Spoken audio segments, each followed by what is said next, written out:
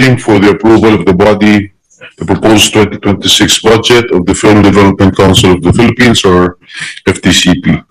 The total new appropriations of the FTCP for fiscal year 2026, as proposed by your Committee on Finance, is 367,349,000.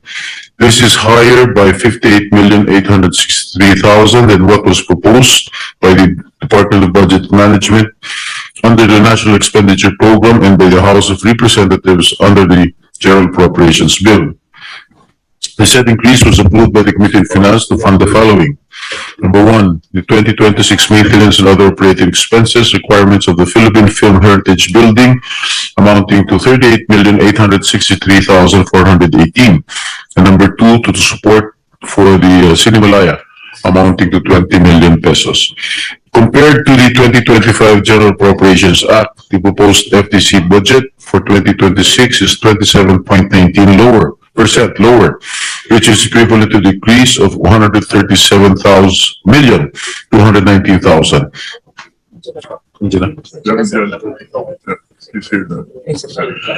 Present in this chamber today is the FTCP family under the leadership of its chairperson and CEO, Undersecretary Jose Maria Socorro Reyes, or Director Reyes, as he is fondly called in the movie industry.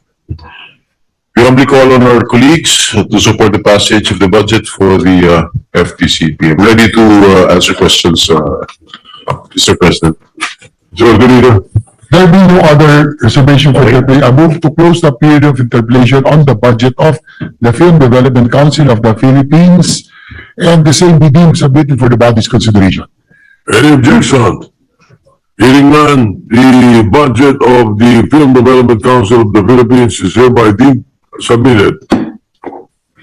Mr. President, I move that we consider the budget of the Movie and Television Review and Classification Board and recognize once again the sponsor, Senator Jingo Estrada. Any objection?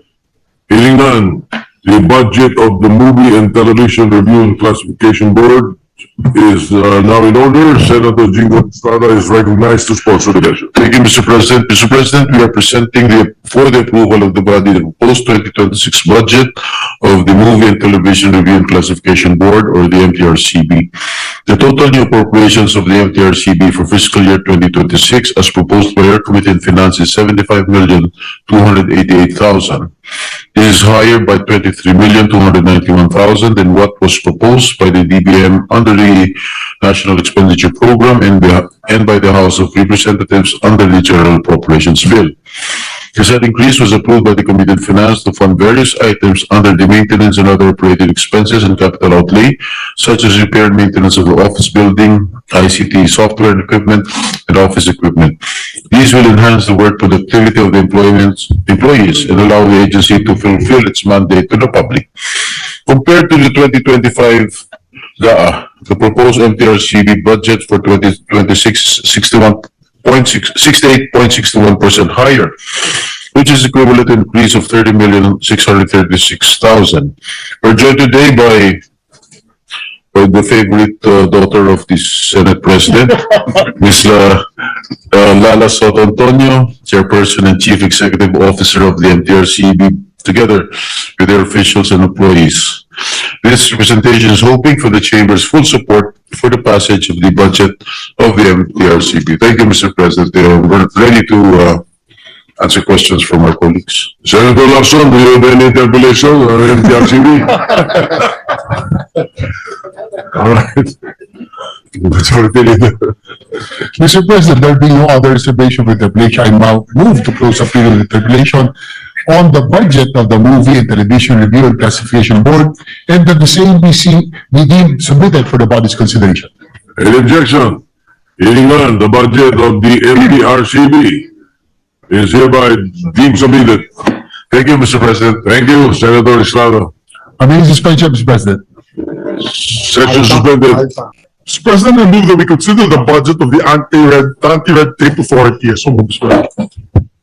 Any objection? Hearing none, consideration of the budget of the ARTA is in order. May we recognize the sponsor, Senator Sherwin Gatchalian, to give details of the budget, Mr. President. Senator Shelby Gatchalian is recognized to sponsor the budget. Thank you, Mr. President. Thank you, Majority Leader. Mr. President, we respectfully submit for the body's consideration the proposed new appropriations for fiscal year 2026 for the Anti-Red Tape Authority, ARTA, amounting to 519 million. Thank you, Mr. President. Mr. President, I move that we recognize Senator J.D. Ejercito for a few questions.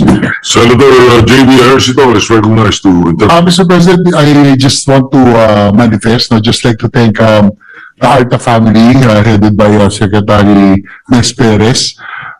They were instrumental, no? Meron po kami nag-i-issue nun sa San Juan, yung mga employees namin that already retired but whose terminal leaves were withheld by the officials, no, for almost 5-6 years. But through Arta's effort, kahit pa paano, that's their money, kanila po pera, terminal leave, finally, most of them already received their terminal pay or separation pay from the local governments through the efforts of the Anti-Red Tape Authority. So I'd like to thank the Arta family for that. Thank you very much, Mr. President.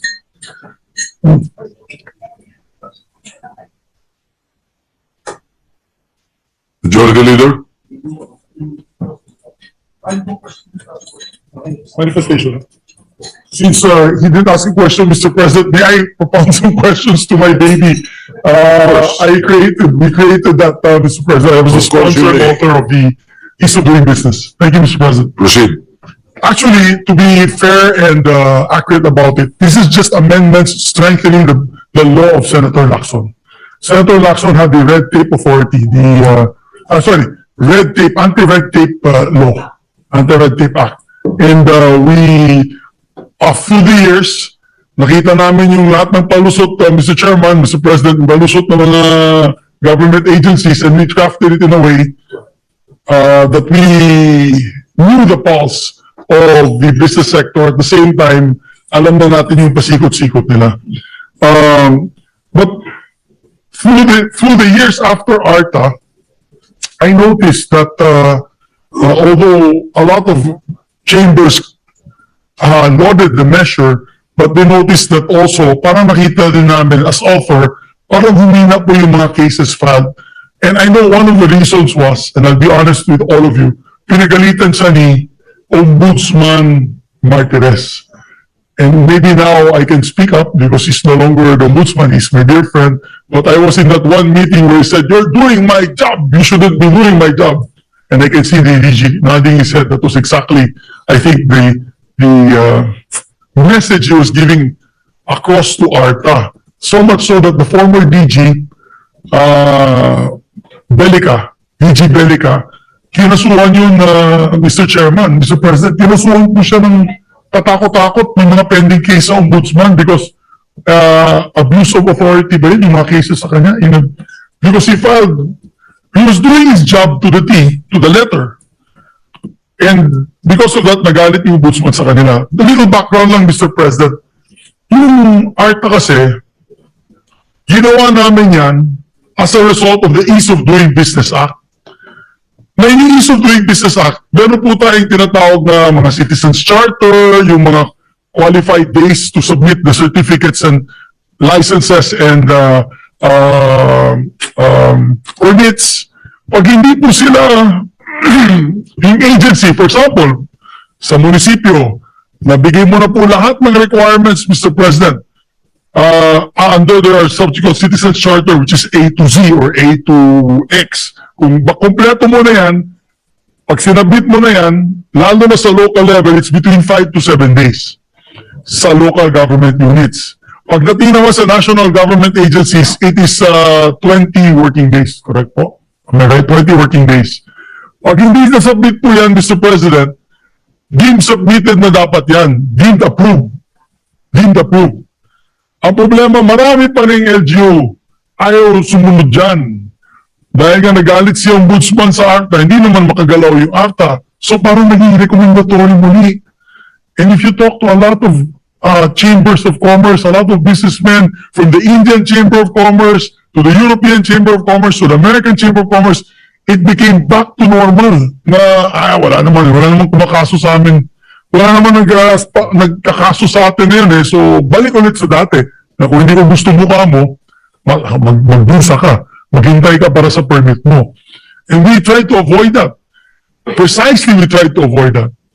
So, may I just ask Your Honor, Dear Chairman, through the agency, because I was not able to ask them during their the subcommittee hearing, has that changed now? Has the policy changed now? We created the ARTA, Mr. President, Mr. Chairman, so that sumbungan po yan ng mga businessmen. Kasi natatakot po sila. Yung ginawa nga natin last week sa BIR, Mr. President, maraming humanga kay Senator Erwin Tulfo, kay Senator J.V. Ejercito, kay Ma'am Lawrence, sa akin. Daming humanga, sabi na, ang tapang ninyo. BIR yung kinalaban ninyo. Pero kami yun politiko kami. Pero the other businessmen, wala po silang kapit sa malakas. So the idea was, ARTA would be the agency that they will go to follow up these cases or these issues with the local governments and national government agencies. So may I just ask Senator Gatchalian, dear Chairman, Mr. President, has it changed? Has the policy changed since the last